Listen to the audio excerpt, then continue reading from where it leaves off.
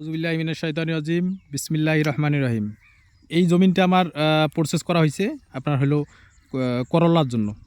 এটা হলো করলা লাগাইতেছি এখানে আপনার হলো ওই যে আমার চাচা এবং তাওয়াই হয়, হ্যাঁ।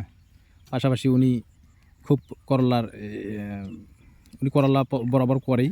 আমরা আমাদের মধ্যে আমিও করলা করি, আমার ইনিও করলা করে, আমরা নিজেদের মধ্যে।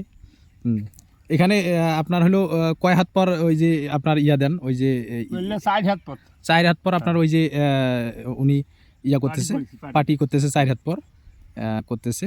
করলা লাগাবে কয়দিন পর করলা লাগাবে? এটা জমিটা 1 সপ্তাহ পর করলা লাগাবো। 1 সপ্তাহ পর করলা লাগাবে এই জমিটাতে। এইভাবেই আপনার